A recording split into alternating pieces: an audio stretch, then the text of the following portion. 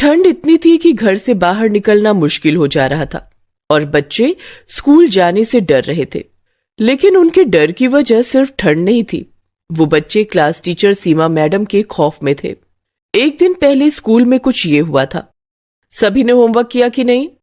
हाँ मैडम, किया है। ठीक है, मैं एक एक करके चेक करूंगी और गलती होने पर मैं सजा दूंगी। ये सीमा मैडम की दूसरी क्लास थी। सीमा मैडम ने एक दिन पहले ही स्कूल में नया नया ज्वाइन किया था।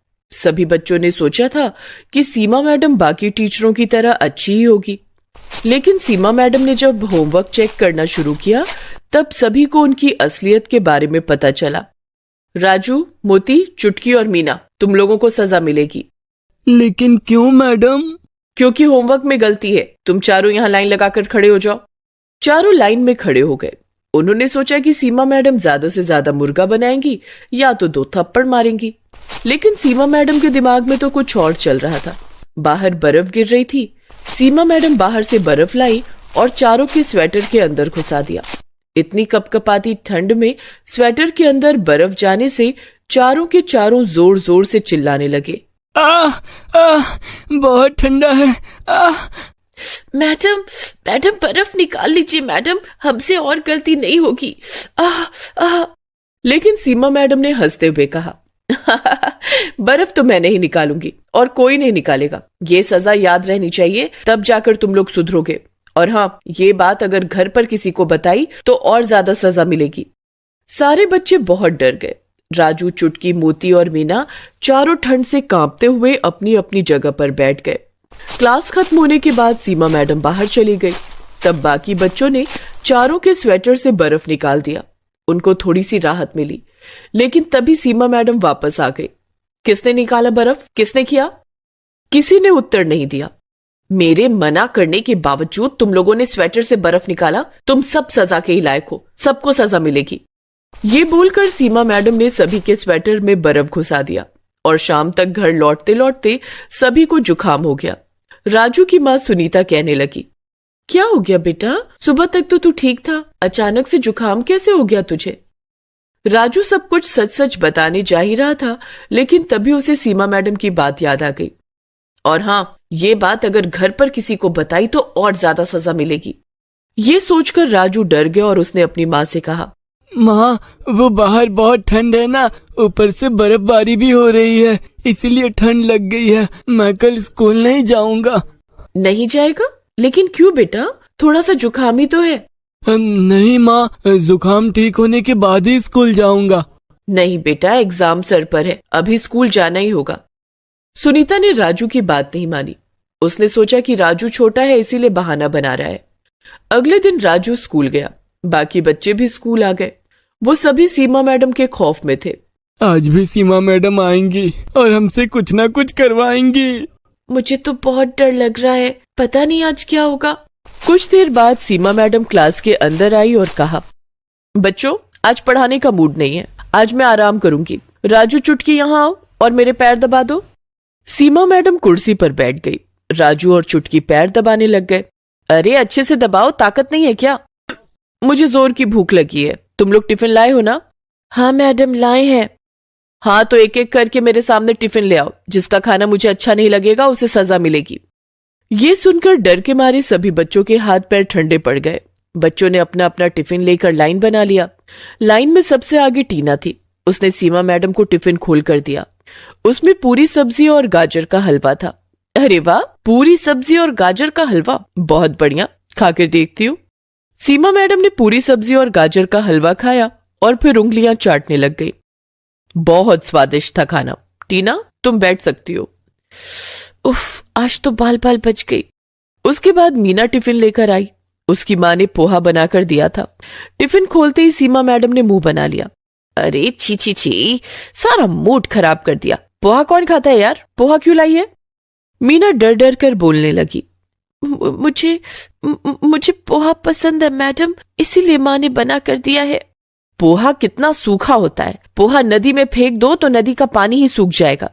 मीना मन ही मन सोचने लगी, हाय आज तो मर गई, मैडम को पोहा पसंद नहीं है। मीना, तूने मेरा मूड खराब किया है, मैं तुझे सजा दूंगी। मीना ने तुरंत रोते हुए सीमा मैडम के पैर पकड़ लिए। मुझे माफ कर दीजिए मैडम, मुझसे गलती हो गई, कल से मैं पूरी हलवा हिलाऊंगी। लेकिन सीमा मैडम को तो सजा देकर मजा आता था।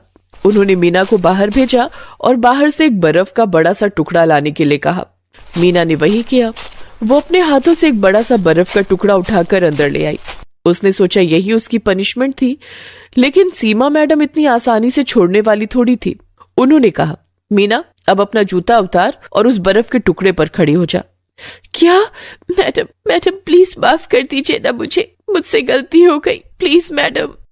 लेकिन सीमा मैडम पर रोने धोने का असर नहीं होता था। उन्होंने मीना को नंगे पैर उस बर्फ के टुकड़े पर खड़ा करके ही दम लिया और उसके बाद एक के बाद एक बच्चों की टिफिन खोलती गई और एक के बाद एक बच्चों को सजा मिलती गई। अंत में सीमा मैडम ने चुटकी और राजू का खाना भी खाया, लेकिन खाना पसंद न आने पर उन्होंने उन दोनों को भी बर्फ के टुकड़े पर नंगे पैर खड़ा कर दिया और फिर डंडे से सभी को मारने लगी। गंदा खाना लाते हो स्कूल में? तुम्हें शर्म नहीं आती? इतनी ठंड में नंगे पैर बर्फ पर खड़ा होना ही बहुत बड़ी बात है। ऊपर से उन्हें मार भी पड़ रही थी। बेचारे बच्चे ये कैसे सह पाते। मीना बेहोश हो गई और गिर पड़ी। उसे घर भेज दिया गया। उसके माता पिता ने भी सोचा कि ज्यादा ठंड की वजह से हुआ ऐसा, लेकिन मीना भी अपनी माता पिता से सच कहने में डर रही थी। वो भी सच नहीं बोल पाई। इसीलिए सीमा मैडम को और ज्यादा छूट मिल गई। वो हर रोज बच्चों पर अत्याचार करने लगी। कभी वो बच्चों पर ठंडा पानी छिड़कने लगी तो कभी ठंड में क्लास का पंखा चलाने लगी। इससे सभी बच्चे परेशान हो गए। 1 महीना ऐसे ही बीत गया। स्कूल प्रिंसिपल को कुछ भी पता नहीं चला और 1 महीने से ये सब सहते सहते बच्चे परेशान हो गए। हमें कुछ करना होगा, ये सब कब तक चलता रहेगा? लेकिन हम क्या करेंगे राजू? मैडम बहुत शातिर है। हम बाहर कुछ भी बोलेंगे तो कौन हम पर यकीन करेगा? हाँ, मम्मी पापा सोचेंगे कि हम स्कूल न जाने का बहाना बना रहे हैं। हाँ, ये सही कहा, हमें दिमाग लगाना होगा।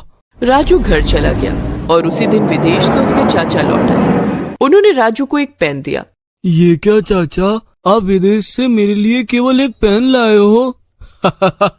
ये ऐसा वैसा पेन नहीं है राजू बेटा, ये देख, इसमें कैमरा है। लिखने के साथ साथ सब कुछ इसमें रिकॉर्ड भी होगा। ये सुनते ही राजू के दिमाग की घंटी बजने लगी। अगले दिन वो पेन लेकर स्कूल चला गया और अपनी जेब में पेन को रख दिया। पेन का ऊपरी हिस्सा बाहर निकला हुआ था और उसी हिस्से में कैमरा लगा हुआ था। आज भी रोज की तरह सीमा मैडम सबको डांटने मारने लगी और अंत में वो रोज की तरह सबको सजा देने पर उतर आई। उन्होंने आज तो हद ही पार कर दिया। उन्होंने सभी बच्चों को बाहर बर्फ में निकाल दिया और बर्फ पर सुला दिया। कुछ देर बाद क्लास में लौटने के बाद सभी बच्चे खांसने छींकने लगे और 10-12 बच्चे बेहोश हो गए। प्रिंसिपल दौड़कर आए और उन्हें अस्पताल में भर्ती किया गया। सभी बच्चों के पेरेंट्स अस्पताल चले आए।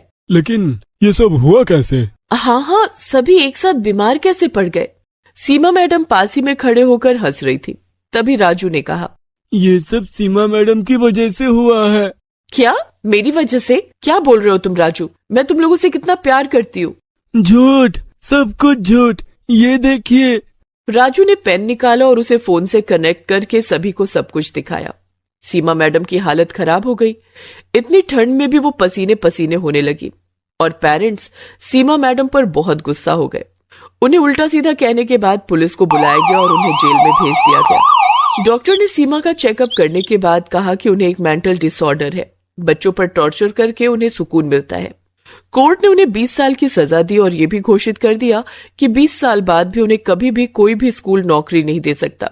ऐसे ही राजू की होशियारी से बहुत सारे बच्चों की जान बच गई और सीमा जेल में सड़ने लगी।